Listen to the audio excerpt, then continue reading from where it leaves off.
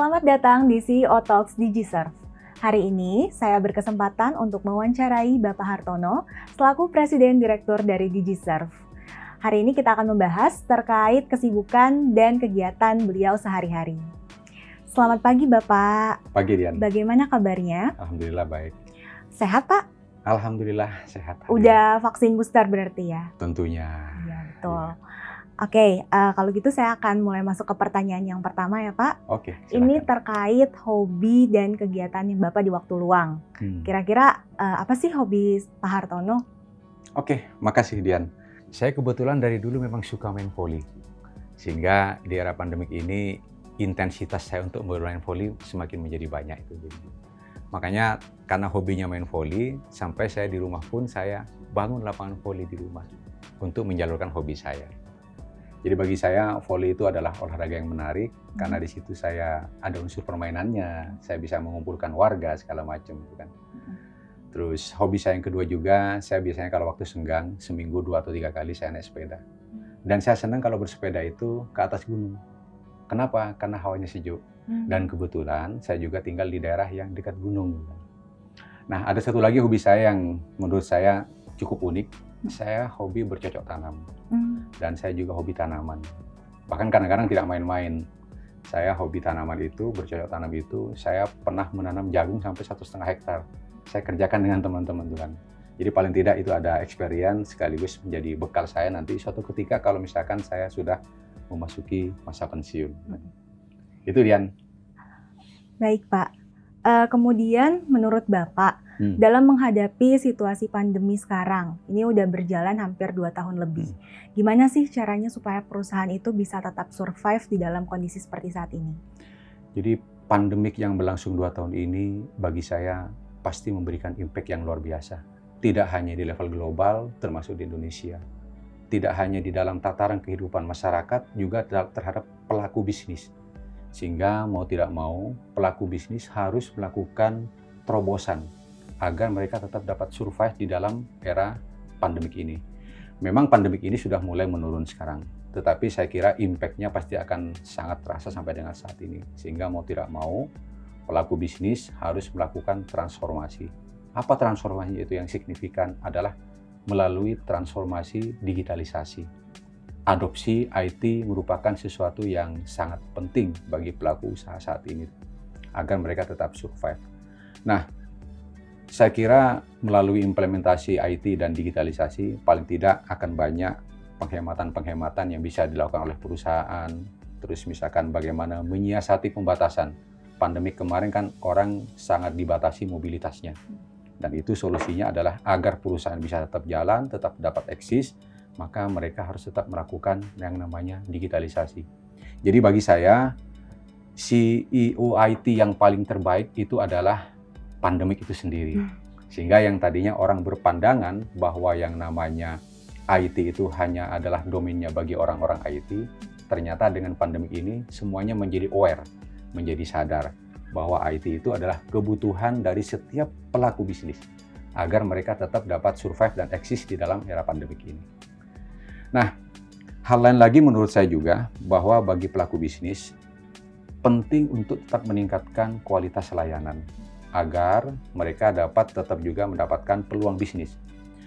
DigiServe alhamdulillah bagi saya sesuatu yang sangat luar biasa. Selama tahun 2021 kemarin DigiServe diantaranya bisa menjaga, mempertahankan service level agreement-nya sebesar 99,8% dan itu di atasnya standar 99,5%. Selain itu juga untuk tingkat kepuasan pelanggan yang diukur dari Net Promote Score, DigiServe mampu mencapai angka 73%. Itu sesuatu yang signifikan bagi kami di DigiServe karena jauh melampaui target 56%. Nah, saya kira dengan hal-hal seperti itu paling tidak DigiServe kami akan terus tetap meningkatkan performansi bisnis ke depan, bagaimana kita tetap dapat survive.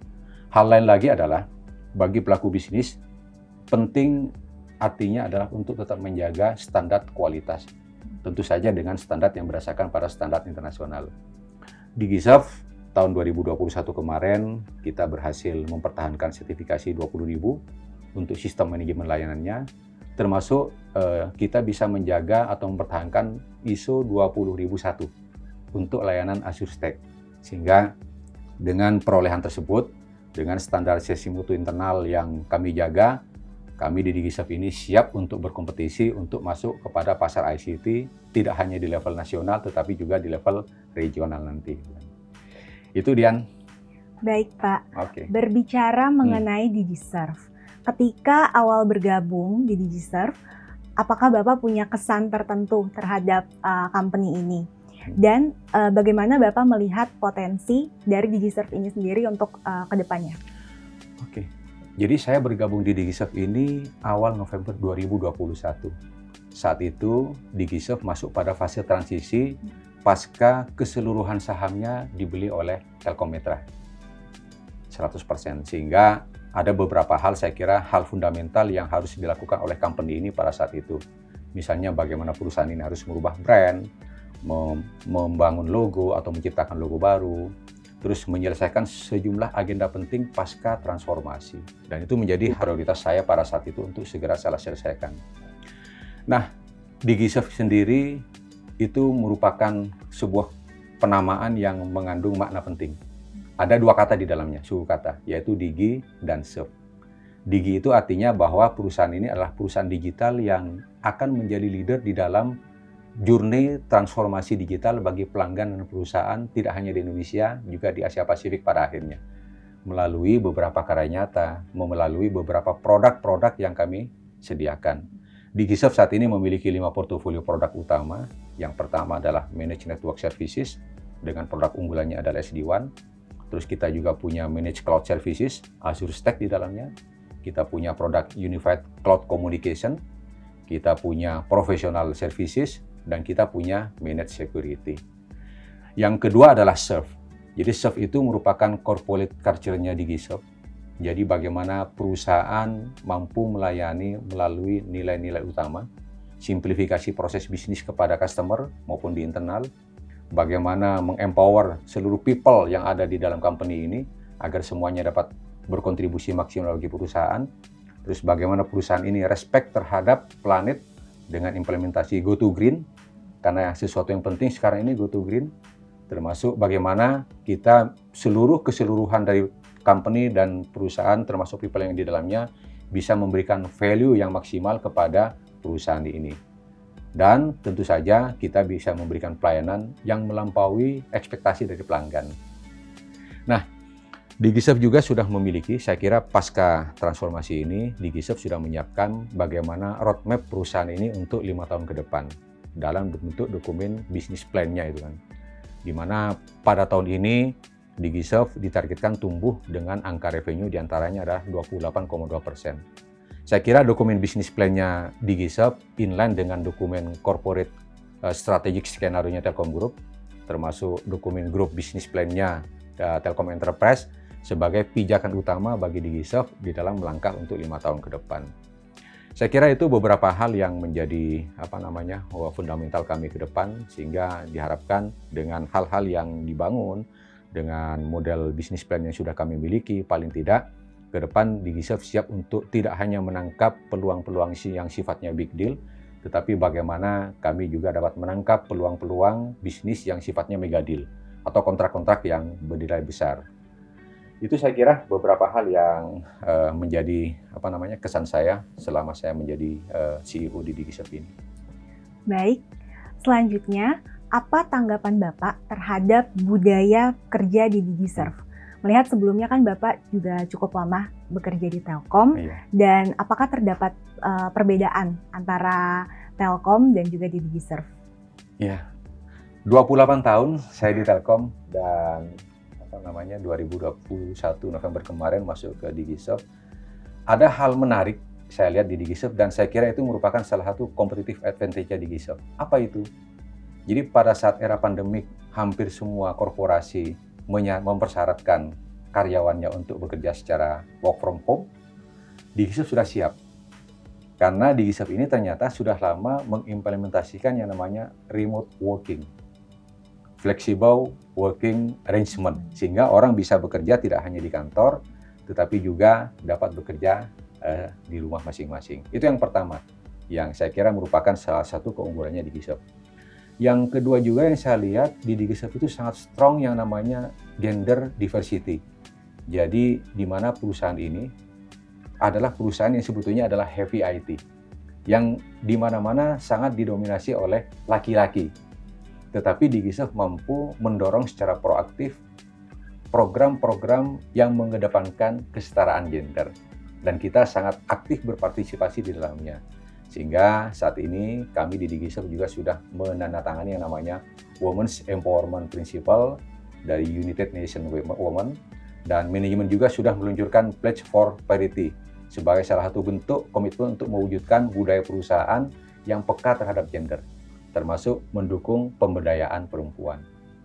Nah, saat ini dalam suasana kita akan masuk kepada momen G20, alhamdulillah Digiserv juga dipercaya untuk mendukung presidensi G20 di Indonesia, khususnya terkait dengan peran perempuan di dalam sektor swasta, dan Digiserv juga dipilih oleh Kementerian Perempuan untuk melakukan program-program pelindungan terhadap perempuan, termasuk pemberdayaan dan empowerment perempuan di dalamnya.